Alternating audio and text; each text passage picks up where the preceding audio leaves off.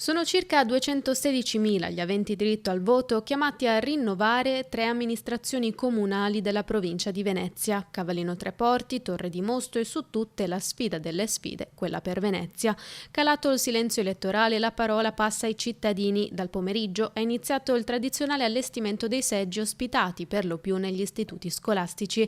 Si vota domani, domenica, dalle 7 alle 23 e lunedì dalle 7 alle 15. Lo spoglio delle schede inizierà subito dopo, mentre l'eventuale turno di ballottaggio si terrà domenica 7 e lunedì 8 giugno, ipotesi che potrebbe riguardare solo Venezia, unico comune al voto sopra i 15.000 abitanti, e solo nel caso in cui nessuno dei candidati dovesse superare al primo turno il 50% più uno dei voti. Riflettori puntati su Venezia, dove sono 8 gli sfidanti, complessivamente sostenuti da 20 liste, 675 candidati per 36 seggi in palio a Ca' Farsetti. A Torre di Mosto 2 i candidati sindaco, così come a 2 sarà la sfida a Cavallino Treporti.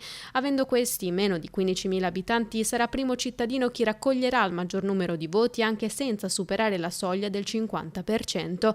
Il ballottaggio è previsto solo nel caso di una perfetta parità. La grande partita si giocherà dunque nel capoluogo di regione, dove le schede consegnate al momento della votazione saranno 2. Una per quanto riguarda il voto del Consiglio Comunale e del Sindaco e l'altro per le municipalità, quindi di 2 colori diversi, ovvio.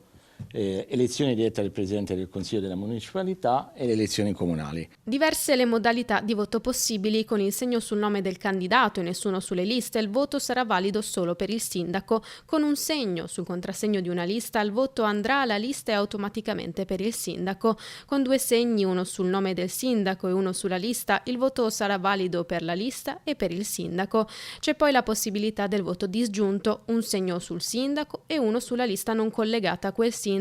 Infine, i voti con preferenza. Segnando una lista è possibile esprimere fino a 2 preferenze, un uomo e una donna. Nel caso di voto a 2 persone dello stesso sesso sarà valido solo il voto della prima preferenza. Per indicazioni, scrutatori e presidenti di seggio saranno pronti ad aiutare chiunque sia in difficoltà. La prefettura ci ha fornito comunque un vademecum, abbiamo fatto anche dei briefing, cercheremo di essere il più attenti possibili perché il voto, come ripeto, non va sprecato.